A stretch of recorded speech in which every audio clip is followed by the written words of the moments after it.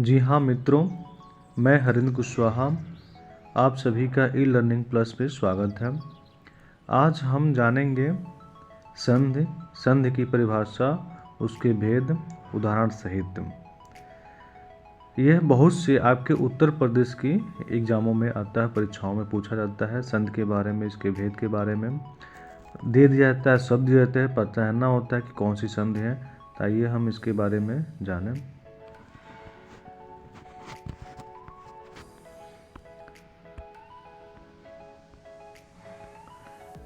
आप पढ़ें।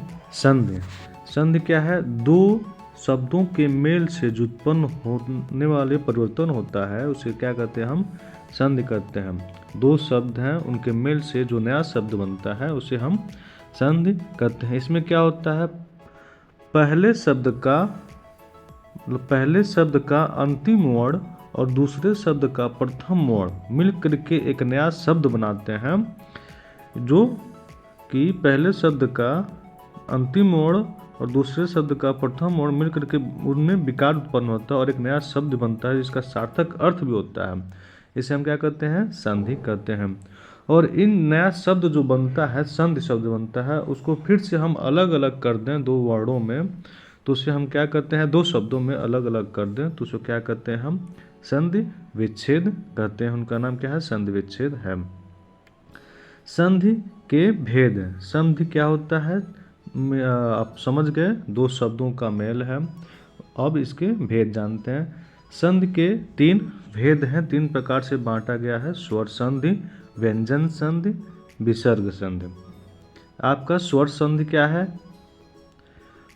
दो स्वरों के मेल से जो विकार उत्पन्न या परिवर्तन होता है उसे हम स्वर संधि कहते हैं। दो स्वर आपस में मिलकर के एक नया शब्द का निर्माण करते हैं। दो स्वर आपस में मिलकर के एक अन्य स्वर का निर्माण करते हैं तथा आपस में जुड़े शब्दों को क्या कहते हैं? एक तीसरा अर्थपूर्ण शब्द की उत्पत्ति भी होती है।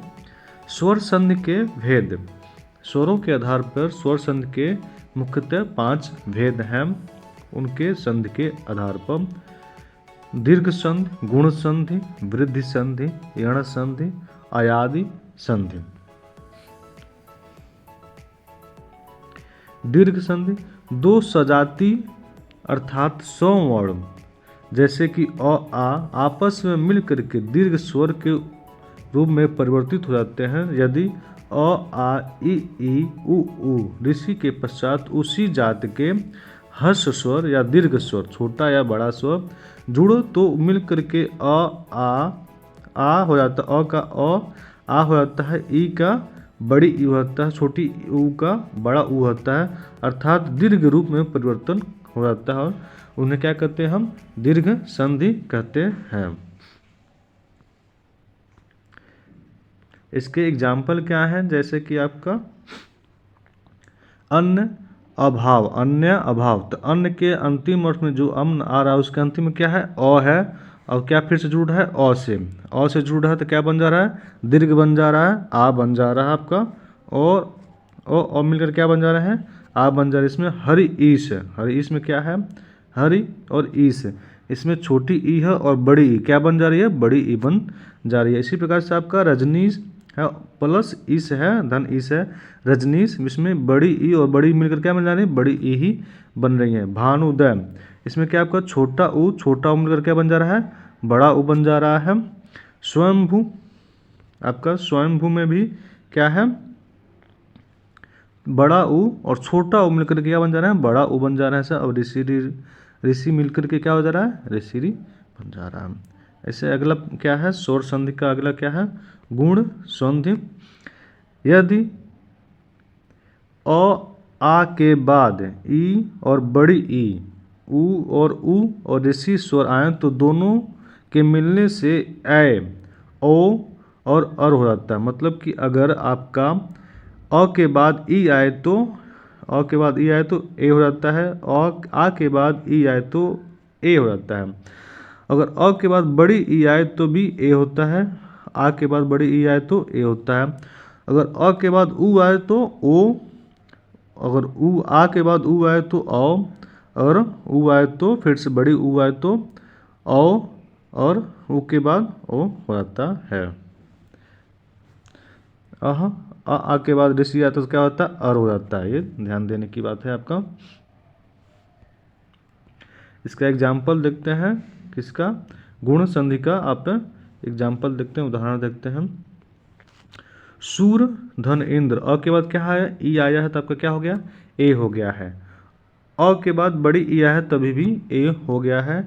आ के बाद ई आया है तभी भी ए, ऊ आया है तो ओ, आपका बड़ा ऊ आया तो ओ। अगला क्या है, वृद्धि संधि। इस संधि में अ आ के बाद ए आए तो क्या है, अ और आ के बाद क्या है, ए, और आए तो दोनों के मेल से जो क्या उत्पन्न होता है, आय हो जाता है। तथा अ आ के बाद ओ और आए तो औ आए तो औ हो जाता है। अर्थात आपका अ के बाद अगर यदि आपका अ के बाद ए आए तभी भी आय होगा, आय आ जाए तभी भी आय हो जाएगा, आ के बाद भी ए आए तो आय होगा, और आ के बाद आय भी आए तभी भी आय होगा आपका।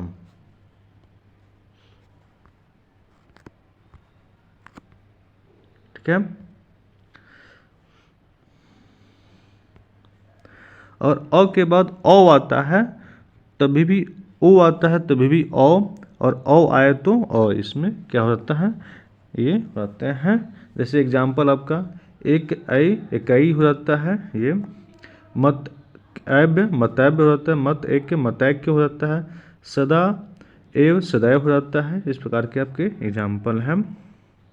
अगला क्या है आपका, यण संधि। यण संधि, यदि अ आ क्या है,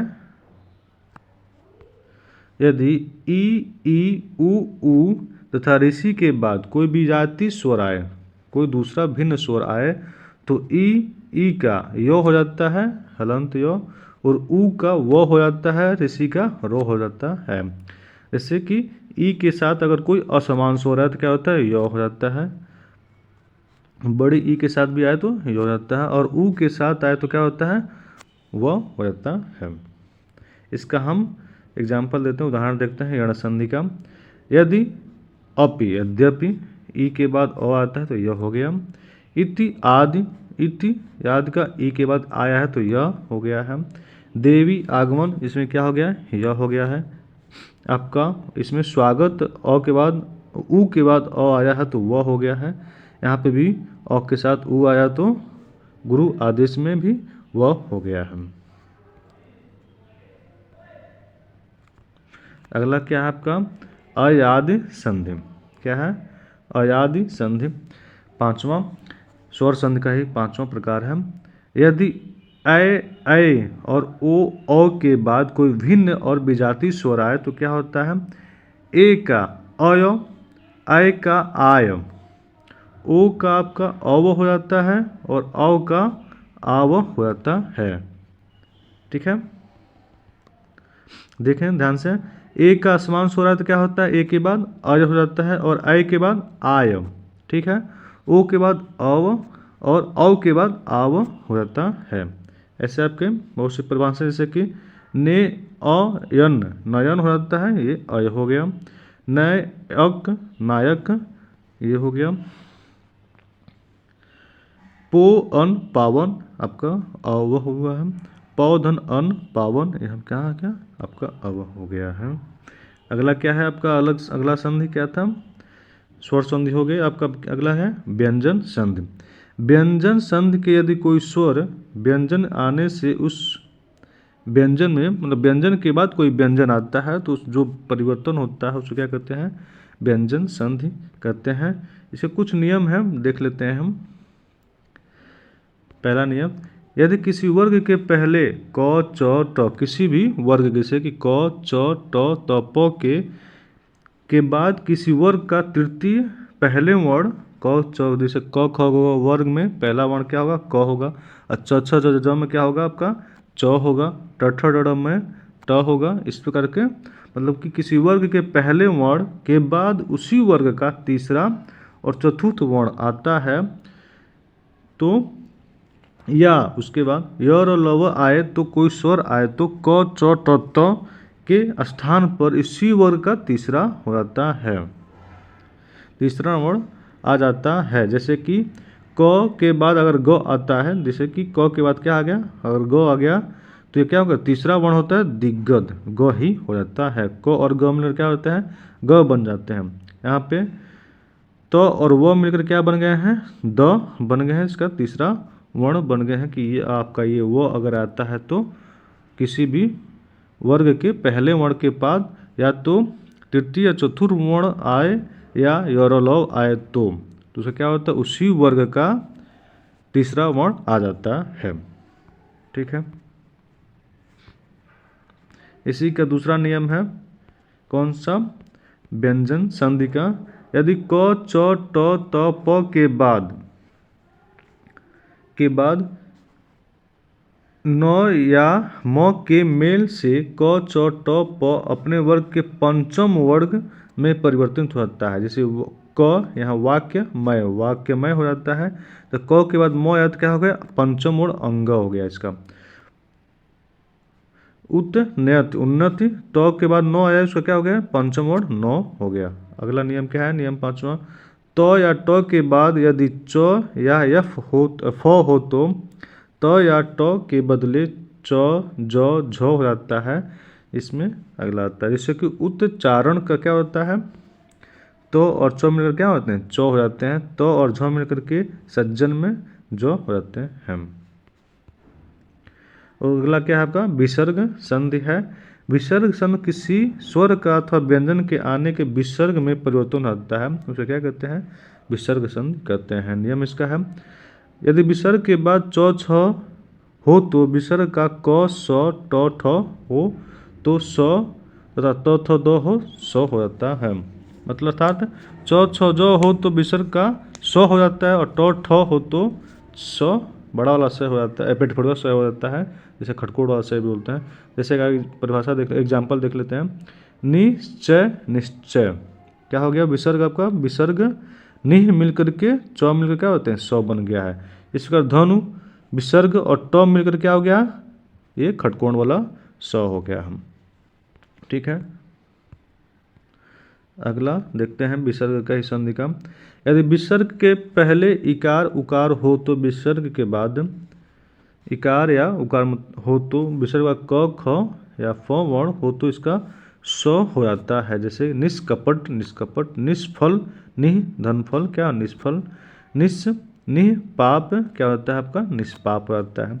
इस प्रकार यदि विसर्ग से पहले अ हो तो उससे जुड़ने वाला वर्ण क ख प फ कुछ भी हो अथावत रहता है। ऐसा प्रातः काल किसको क्या लिखते हैं, प्रातः काल ही लिखते हैं। पथ पान को क्या लिखते हैं, पय पान को ही पय पान ही लिखते हैं। अगला इसी में है अगला नियम, यदि विसर्ग के अ हो उससे जुड़ने वाला वर्ण अपने वर्ग का तीसरा चौथा वर्ण य र ल व रहे तो विसर्ग उ हो जाता है। जैसे कि मन धन रथ क्या होता है, ओ होता है, मनोरथ होता है। यश धन धारा तो यशो धरा हो जाता है।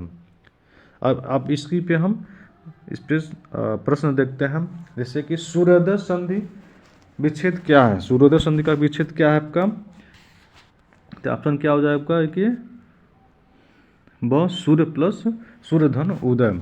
इसी प्रकार से व्यर्थ संधि का विच्छेद क्या है, संधि विच्छेद क्या है व्यर्थ का, तब क्या हो जाएगा, सी ऑप्शन सही हो जाएगा, बी धन अर्थ।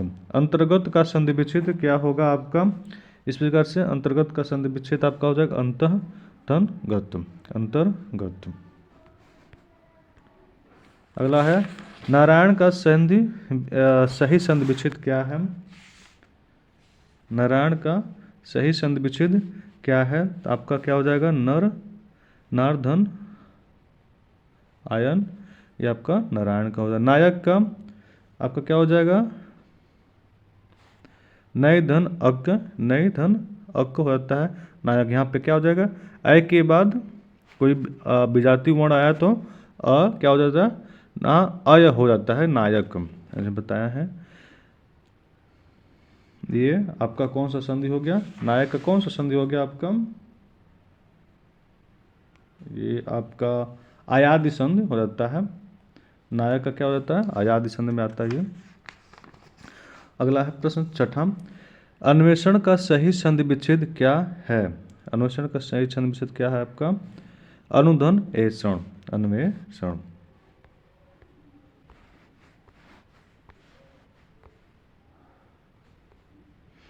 अगला प्रश्न सातवां हम देखते हैं, नमस्कार में, नमस्कार स्क्रीन के अंदर चला दिखाई नहीं दे रहा है, नमस्कार में कौन सी संधि है? तो नमस्कार में कौन सी संधि है आपकी? ये विसर्ग संधि है।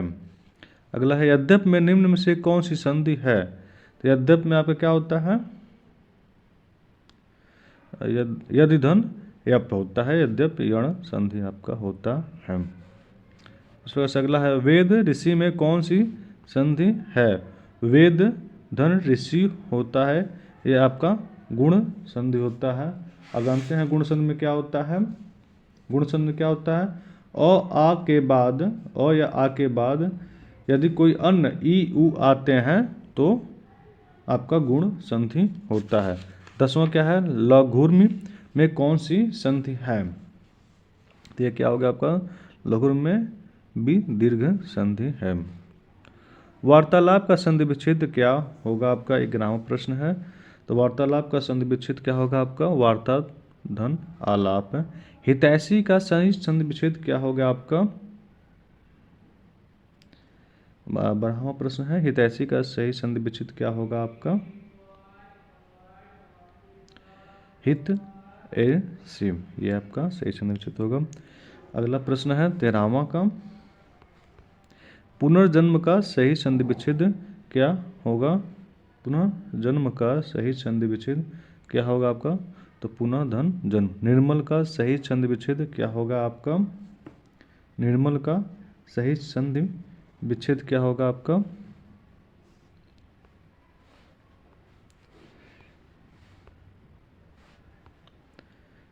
निर्मल है तो ये क्या हो गया? नि धन मल, ये आपका हो गया ये संधि विच्छेद निधन मल। इस प्रकार के 15वां प्रश्न है, मुनीस में कौन सी संधि विच्छेद है? आपका क्या हो गया? मुनीस में कौन सी संधि विच्छेद है? तो 15 क्या हो गया? दीर्घ संधि है, क्योंकि मुनि धन ईश है। क्या हो गया आपका? ये दीर्घ संधि है मुनीस। दीर्घ संधि क्या होता है आपका? आ के बाद बड़ा ई आता है, कोई ई आता है तो क्या होता है? आई अलग मात्रा ही होता है, बड़ी ई होता है उसका, तो इसलिए है। आपका 16वां क्या है? भवन का सही संधि विच्छेद, भवन का सही संधि विच्छेद क्या हुआ? 16वां प्रश्न में है। तो ये आपका भो धन वन। आपका अगला है, भौवक किसका संधि विच्छेद है? भौवक किसका संधि विच्छेद है? तक क्या? भाविक का। भाविक यहाँ पे क्या हो जाएगा? अव हो जाता है यहाँ पे। वाक्यमय किस शब्द का संधि विच्छेद है? आपका 18वां प्रश्न क्या है? वाक्यमय क्या होता है? हम पढ़े प्रश्न में, एग्जाम्पल में वहाँ पर देखें, वार्ड में होता है जिसे वाक्यमय बोला जाता है। 19वां प्रश्न, विद्याभ्यास का संधि विच्छेद क्या हो गया? क्या होगा आपका? विद्या धन अभ्यास। अगर आपको यह वीडियो अच्छा लगा हो तो कृपया लाइक सब्सक्राइब जरूर करें और अपने दोस्तों में मित्रों में शेयर करें।